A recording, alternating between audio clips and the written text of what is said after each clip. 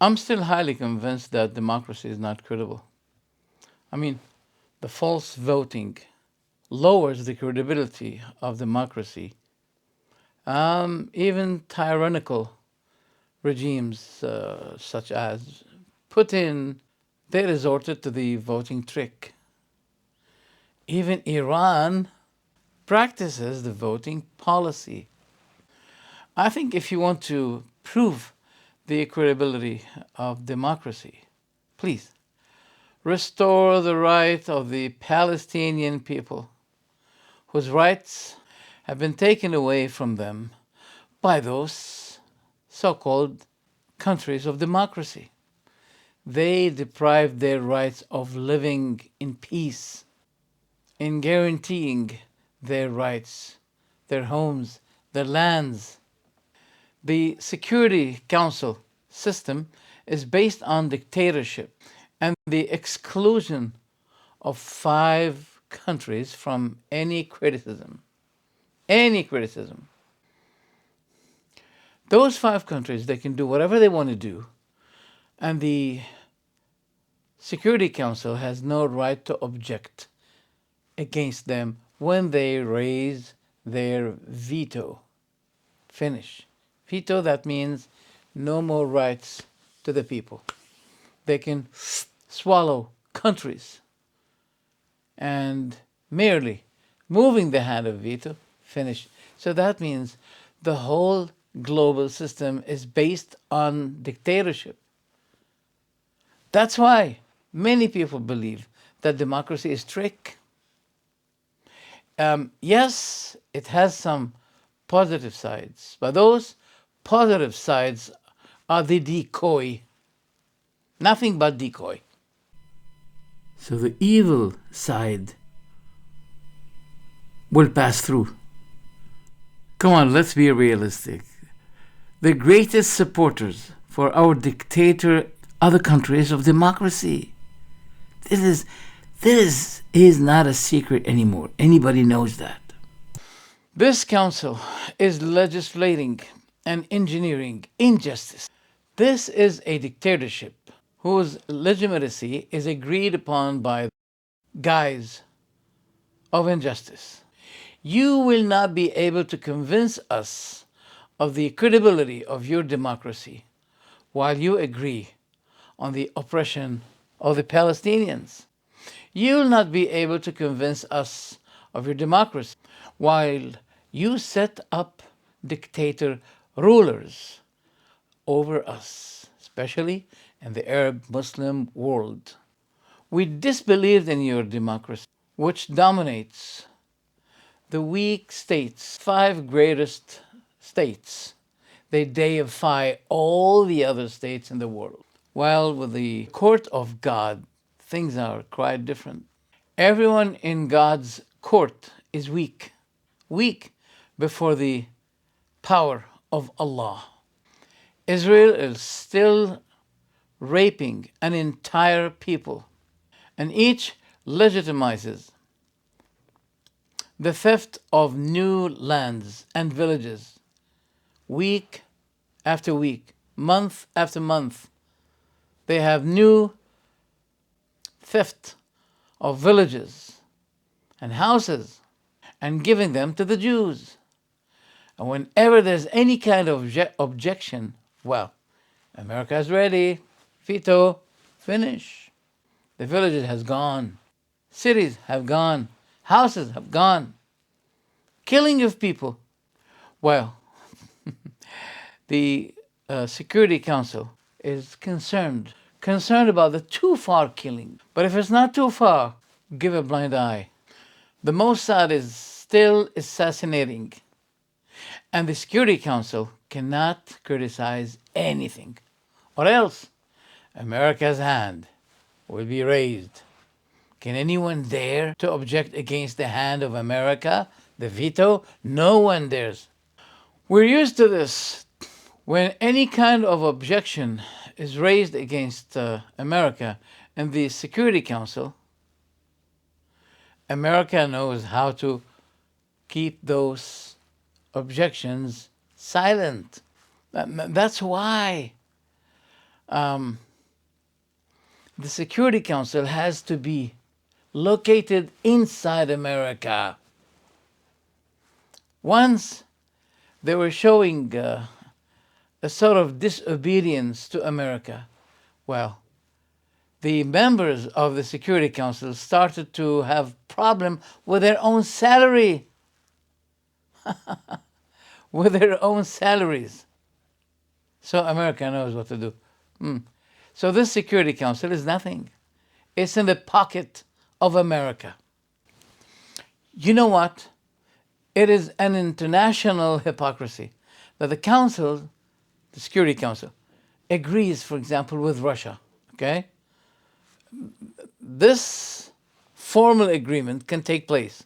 You know, America says to Russia, we're going to make an objection to criticize Russia for what it's doing in Syria, okay? Then you know what to do. We're going to criticize it, okay? But you know what to do. Just raise the hand.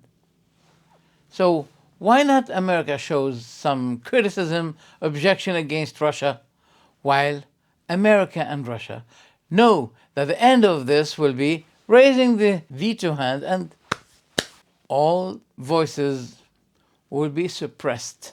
If this is the basis of democracy, then what are you waiting for? If Satan has church in America, you know what? Satan has a church in America, in Europe. But it's not sharing the same description, classification with Islam. Islam is terrorism, but the devil is not. The devil worships are not terrorists. Yes, they terrorize people. You have to understand that. We admit that the devil worship people, they terrorize us, but they're not terrorists yet. When the devil converts to Islam, then the devil will become terrorist. If the devil, as long as the devil does not convert to Islam, then the devil and his worshippers are still not terrorists. So what do you expect from this democracy in which Satan has his rights, his law, his Bible? You know this, the Bible of Satan? So if the Bible of Satan has credibility, had been given their rights, they have the representatives, but Islam doesn't have this. Because terrorism comes from Islam, not from Satan. You have to learn this. How much more if we know that this terrorism is a complex engineering and conspiracy and is engineered behind the scenes, behind doors. It is a set up to sadden those who convert to Islam, to let the Muslims be convinced that, look, whenever you have an Islamic state, okay, you're going to be extremists.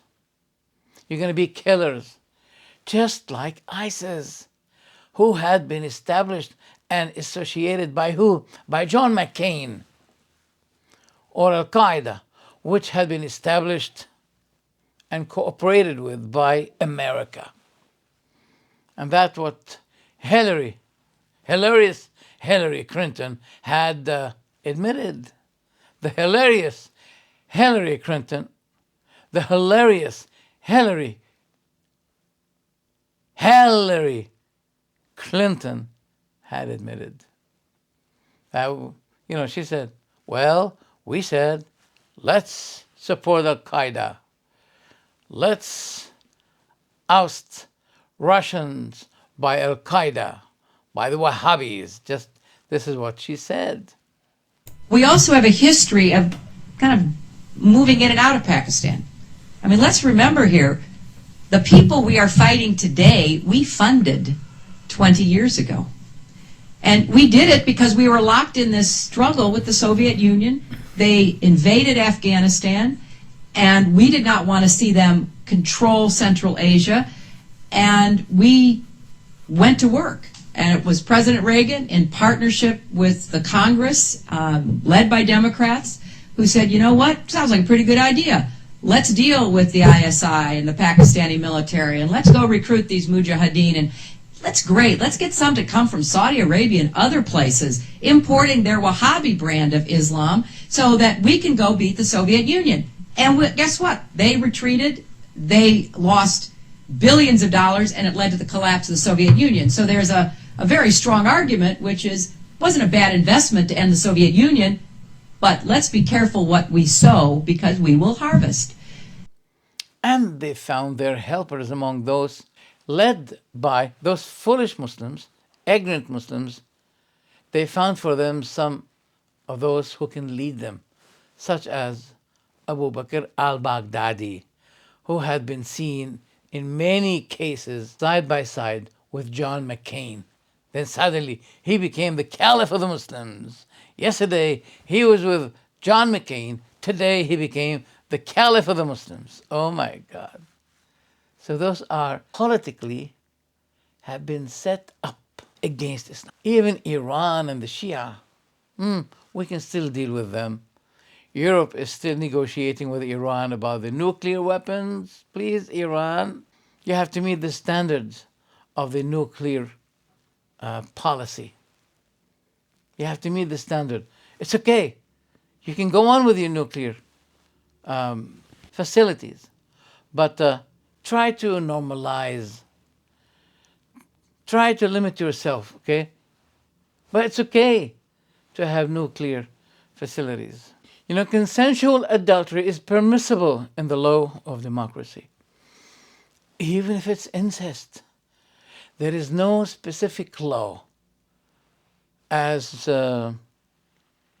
whether it punishes those who fall in incest when they have a consensual agreement.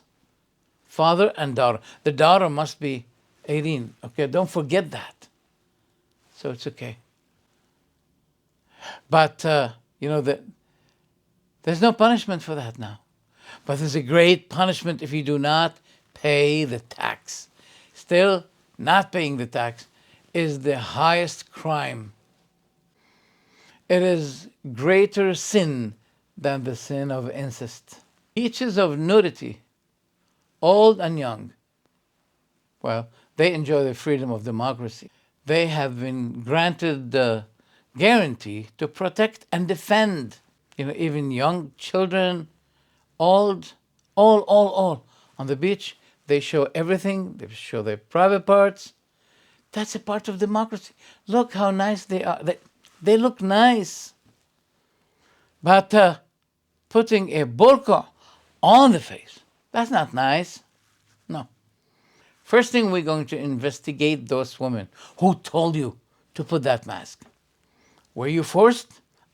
We're sure that you've been forced. So wearing the hijab while revealing the face has become forbidden in the democratic countries because it perpetuates the isolation of the society. So they disagree with the integrity of the society. So remove it. Don't put the burqa, but put the mask. If you put the burqa, you'll be given penalty.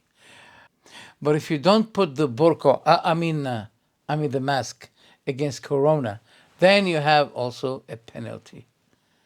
So if you cover because of Islam, you have to pay penalty. But if you do not put the corona mask, you'll be punished. See, that's what's going on in this world. So as a result, I say, we disbelieve. I am kafir in terms of democracy. I'm kafir. I disbelieve it. One thing will let me think about it is to stop the deifying of 5 greatest countries against the smaller countries. They do whatever they want to do, and if any objection is raised against them, veto, goodbye, Forget it. This is the global court. But all will be standing before the divine court at the day of judgment. All will be weak and poor, waiting for the judgment of the creator of the universe. You don't want to believe it? Well, that's for your bad fate. Because it's going to happen, whether you like it or not, whether you believe it or not. You know, some people are so naive.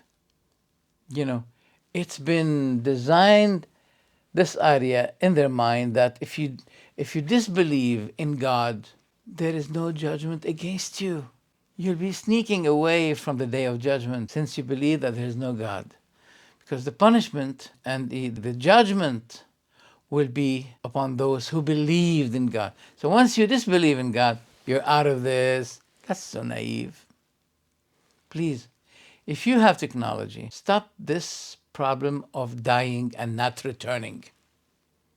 If you have any technology, why couldn't your technology do something against the daily death? Were you able to return one person from death? So he can relate to you what happened to him when he was in the grave? It's a system. You cannot resist.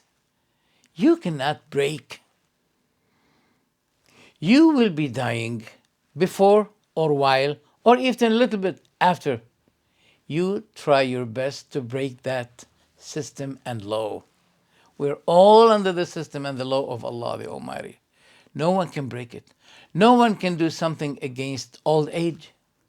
No. No one can do something, anything. No one can do something against death. No. Fear God and think about it. Thank you.